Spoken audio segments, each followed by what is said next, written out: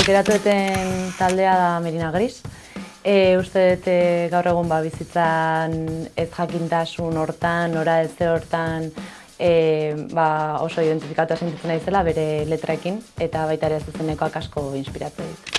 Bueno, asko kostu dut zaitu aukeratzea CD bat.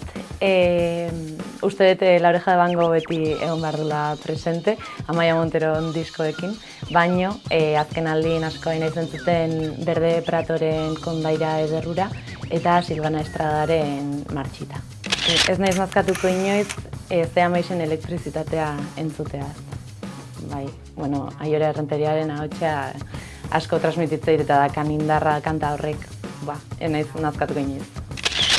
Anariren ametxen nire izte neurtuan azkeneko parrafoko nire barrutik salto egin eta nire buruaz beste bat egitea, esaldia.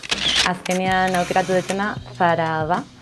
Beti da ni jarraitu izan dut, baina nahiko gutxi, baina azkeneko CD honetan, ateradun CD honetan, iruditzen zait nahiko potentea dela, oso barrutik ateratzen zaion CD-a dela, potentea, kritikoa, eta baita ere borobiltzeko bere zuzenekoa, beraz indarrakin ateatzean, ze transmititzen duen, netzako izan da izugarrizko deskubrimentua.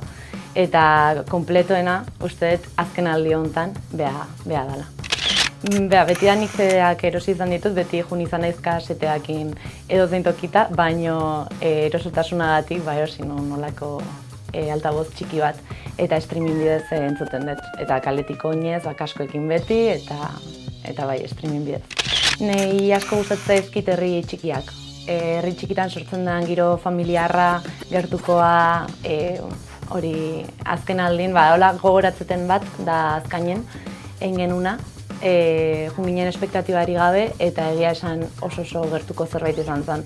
Eta hori ez, libre sentitze hori olako entorno batian, gertutasunakin eta dena ematen dezula eta publikotik ere jasotzen dezula, olako herri txikietan sortzen den familiartasun olako bat.